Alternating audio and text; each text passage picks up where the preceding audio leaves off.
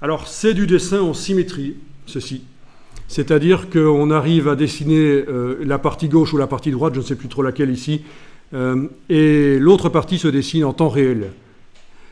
Ceux qui connaissent Illustrator depuis longtemps vont vous dire que pour faire de la symétrie dans Illustrator, il faut dessiner la partie gauche et puis demander menu édition, menu objet, transformation, miroir. Objet, transformation, miroir, oui. Donc, ce n'est pas une bonne méthode de dessiner à l'aveugle la partie, la moitié d'un objet, d'un visage, et c'est à la fin qu'on découvre, quand on fait le miroir, ce que ça donne quand on a les deux parties affichées. C'est pour ça que la technique vue ici, le miroir dynamique, c'est mieux. Donc, si on vous a appris objet, transformation, miroir, oubliez ça, ça peut parfois être utile, mais il y a mieux que ça. Il y a ce qu'on appelle les effets de transformation. Bien. Alors, on va demander un affichage des tracés, parce que là, on est en affichage couleur. On va demander un affichage des tracés. Vous allez dans le menu affichage et vous demandez tracé. Donc, vous avez ouvert, puisque vous êtes dans la version 2019, vous avez ouvert en fait ce fichier-là qui a été enregistré compatible version 2019. Et dans Illustrator, voilà, j'ouvre dans Illustrator. Ce n'est pas centré sur l'écran. Pour le centrer rapidement, bonne astuce dans tous les logiciels Adobe. Dans tous les logiciels Adobe, bonne astuce, double-clic sur la main dans la palette des outils, ça recentre le travail sur l'écran. Voilà, à retenir. Double-clic sur la main, vous n'avez pas besoin de chercher où c'est, ça s'affiche. Et donc on était où? On était à affichage tracé. Voilà, quand vous avez ouvert dans la version 2019 mon fichier qui était pour la version 2020, la symétrie automatique, dynamique, en fait, dynamique ça veut dire modifiable. Hein. En infographie, dynamique ça veut dire modifiable. Donc la symétrie modifiable, elle était cassée par la conversion de 2020 vers 2019.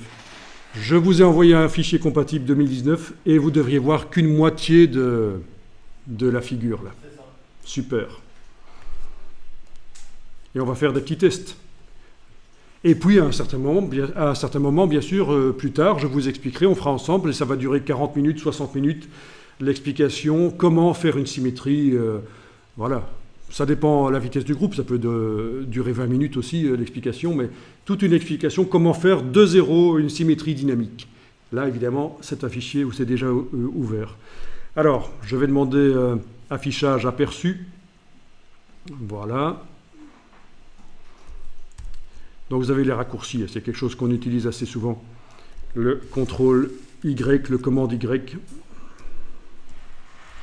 D'accord? Passer de l'affichage tracé en affichage aperçu.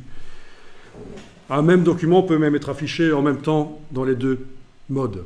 Si on fait du 2 fenêtres, c'est très intéressant, on en parlera. Alors voyons un peu. Vous avez votre palette des outils, elle est en 2 colonnes, ça va, elle est complète. Parfait. Vous avez la flèche blanche.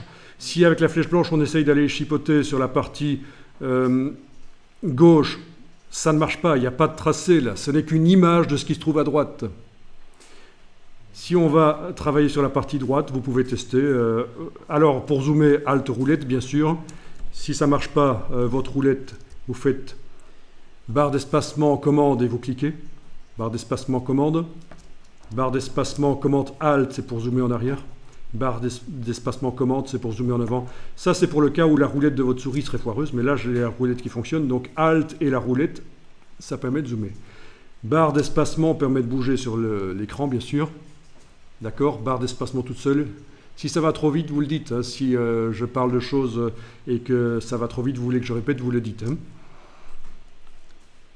Alt roulette pour le zoom avant. Barre d'espacement toute seule pour bouger. Commande barre d'espacement cliquer pour zoomer en avant. Commande barre d'espacement Alt pour zoomer en arrière. Voilà, donc là je zoome sur les yeux de cette immonde bestiole. Avec la flèche blanche, que se passe-t-il quand on va chercher le point qui est à l'extrémité là et le bouger un peu par exemple? Est-ce que ça se répercute sur l'autre côté? Exactement, parfait. Vous voyez, c'est de la symétrie dynamique, super intéressant. On n'a pas besoin donc d'attendre d'avoir fait une moitié d'objet pour voir ce que ça donne de l'autre côté. Ça fait longtemps que ça existe en 3D, ce genre de choses. Dessiner des objets en 3D en ne dessinant que la moitié et l'autre moitié se crée automatiquement. Dans Illustrator, ça existe aussi. Donc voilà. Et depuis quelques temps, dans Photoshop, on a aussi une symétrie dynamique. On peut dessiner au pinceau, symétrie multiple, même on peut faire des mandalas, des choses comme ça.